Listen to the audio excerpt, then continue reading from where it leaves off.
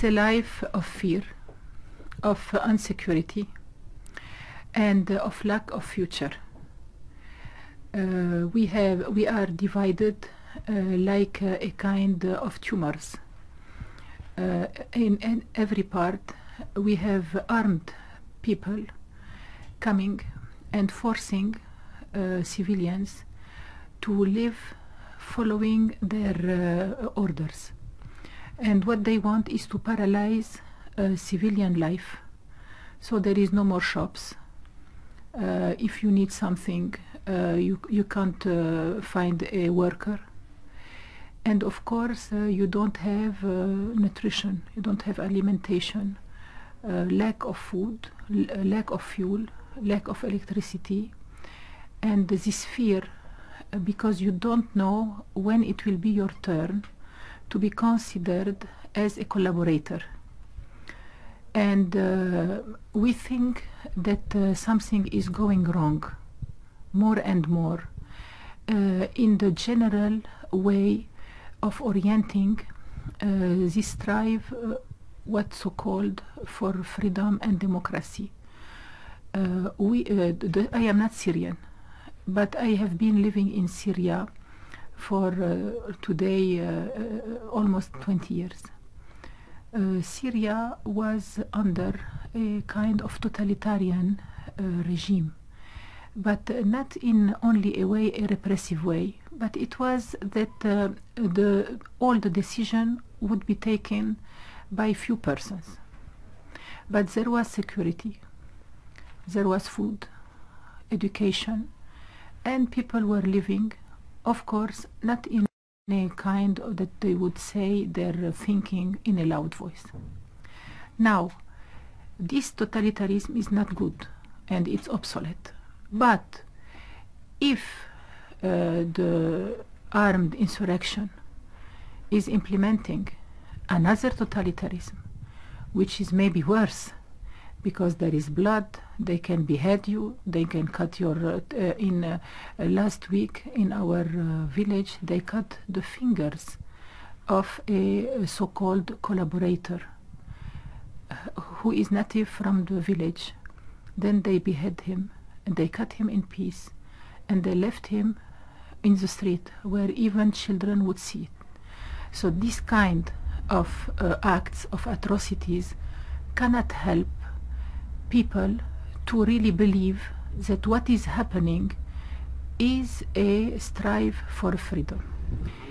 The majority of the Syrian population, I say, is taken as hostage and sometimes as a tool, as a mean, by these armed insurrection people. They come and they take place in the civilian areas. Why? Why you don't make your combat? We have a lot of desert. It is against international laws.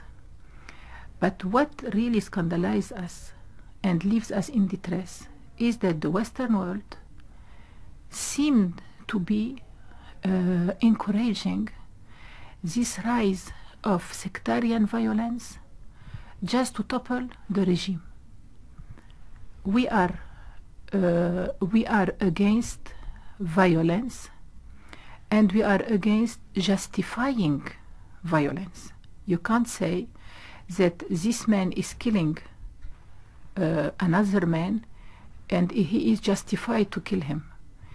Moreover, when through his movements he is putting in real danger and having terrible collateral damages to a whole civilian population which was neutral. That's what is happening in Aleppo. You know, we are responsible, and if we are not responsible today, but we are responsible toward the history. Once all those atrocities will be revealed, when you will see a family whose girl has been abused, or I have heard about collective abusing, whose son has been beheaded, whose father has been abducted, You know that there are thousands of people you don't know where they are because they have been abducted. Sometimes they are bandits. They say, we are in the revolution, but they are bandits, mafias who come to ask ransom. Some others, they have like sectarian hatred. So they take this one because he is Alawi. They take this one because he is a moderate Muslim. So we don't know. It's a confusion. It's a chaos. And what really grieves us is that the international community holds a paradox. On one side, they say, with hypocrisy, we want peace, we want to protect the civilian population. They even want to intervene in a military way, like in other countries. But on the other hand, they are funding and sending intelligence helps and sending weapons to rebels. Really, you don't know from where they come.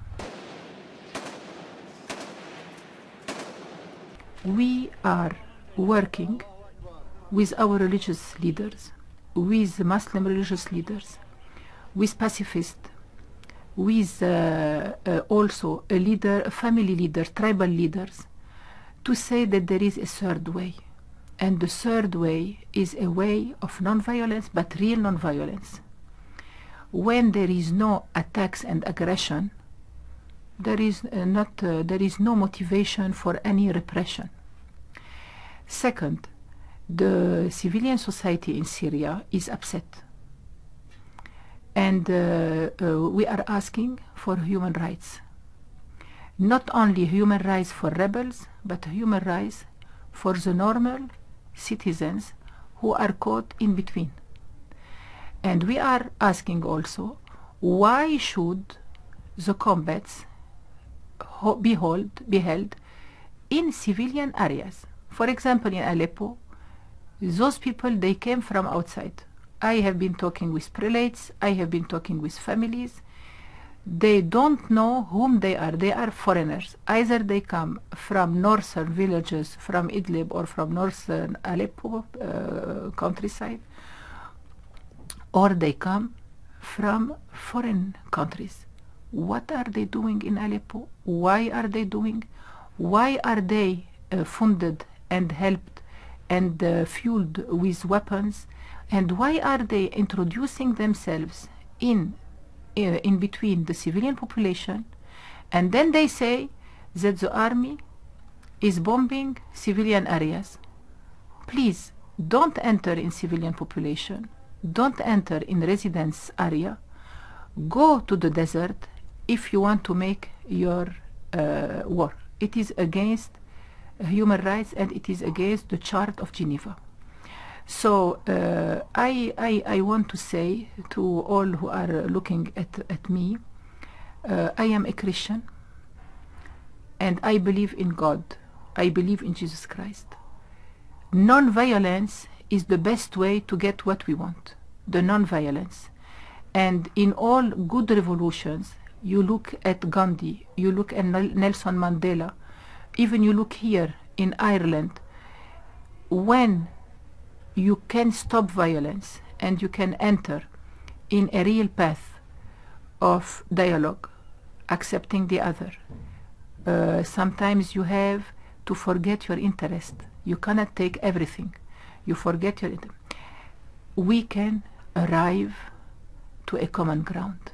We can make a new social pact, you know. And I want to also to ask, let the Syrian people alone. Let the Syrian people alone. Leave us alone. You are not bringing anything else but death, fear, chaos, instability with your big declarations and with your big assemblies and also with your big powers. Leave the Syrian people alone. Enough, it's enough. Leave those people and stop funding weapons for rebels you bring from I don't know what. We are crying also because those people, they have a mother, they have a father, they are human beings, and sometimes they don't know where they are. And they think that fighting in Syria or fighting where they are fighting will open for them heaven and paradise. And this is alienating.